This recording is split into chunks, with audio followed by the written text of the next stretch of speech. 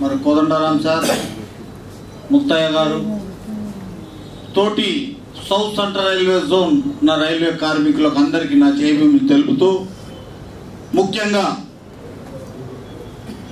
మరి ఈరోజు south Central railway జోన్లో మరి తెలంగాణ ముద్దు బిడ్డలు ఎంతో కష్టపడి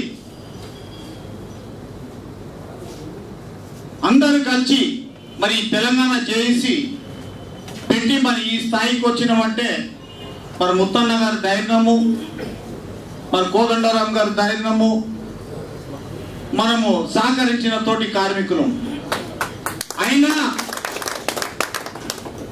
Mazdoor union, South Central Railway, INTUC, OBC, SC ST ఇవ్వాలట రోజు బి ఆంధ్రాల చేతుల్లోనే ఉందని నేను సభాముఖంగా మనవి చేస్తున్నాను. రానున్న రోజుల్లో తప్పకుండా మళ్ళా సంవత్సరం డైరీ ఇనాగ్రేషన్ వరకు మన తెలంగాణ ముద్దు బిడ్డల చేతిలో రావాలని నేను సభాముఖంగా మనవి చేస్తున్నాను. ఒకటి ఓబీసీలో president, South Central Railway Mazdoor యూనియన్లో ఒక ప్రెసిడెంట్ ఓన్లీ తెలంగాణ, మిగతాదంతా వాళ్ళ చేతిలోనే ఉన్నది.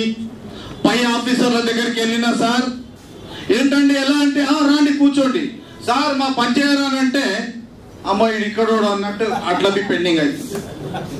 దత్తాత్రేయ సార్ మా ఎస్ఎన్టీ వర్క్ షాప్ మూతపడుతుందంటే పరిగెత్తుకు వచ్చి గేట్ కాడికి వస్తే తాళం వేసి లోపలికి రానియకుండా,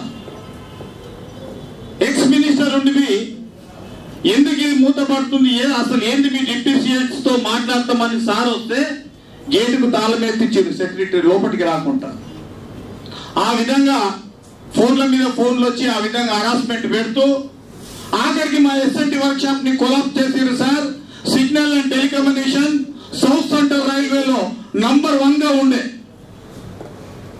మరి బీఆర్ నుంచి లాలూ ప్రసాద్ యాదవ్ గారు మరి మాకు ఒక ఇన్ఫర్మేషన్, సిగ్నల్ టెలికమ్యూనికేషన్ బీఆర్ లో పెట్టుకున్నట్ట.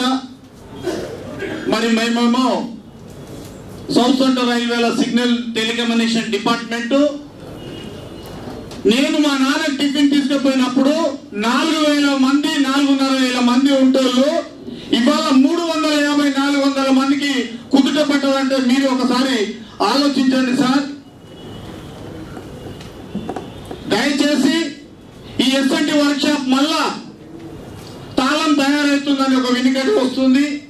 దయచేసి మీరు దీని మీద చర్య తీసుకొని కార్మికులకు. మరి ఇంకొకటి సార్, ముఖ్యమంత్రి అయినా ఎంపీలైనా ఎమ్మెల్యేలైనా sir South Central Railway zone Rayalaseema కానీ ఆంధ్ర కానీ తెలంగాణ కానీ సౌత్ సెంట్రల్ రైల్వే జోన్ లో ఎక్కడ చూసినా బీఆర్ యూపీ వాళ్ళే అపాయింట్మెంట్ ఉన్నారు. మన పిల్లలు బయట ఎగ్జామ్ రాయడానికి పోతే అలా డాక్యుమెంట్స్ చింపి పరిగెత్తిపించి కొట్టిపించి ఉరికిపించిన రోజులు ఉన్నాయి. డాక్యుమెంట్స్ పొడగొట్టుకున్న వాళ్ళు ఉన్నారు. మరి మన జోన్ కు ఈ కష్టం ఏంది, వాళ్ళ జోన్ కు ఆ సుఖం ఏంది? మీరు ఒకసారి మీ హృదయంలో పెట్టుకొని దీని గురించి చాలా పెద్ద చర్య తీసుకోవాలని పెద్దల్ని కోరుతూ ఈ అవకాశం ఇచ్చిన అందరికీ నేను జై భీములు తెలుపుతూ ముగిస్తున్నాను. జై తెలంగాణ. Thank you brother.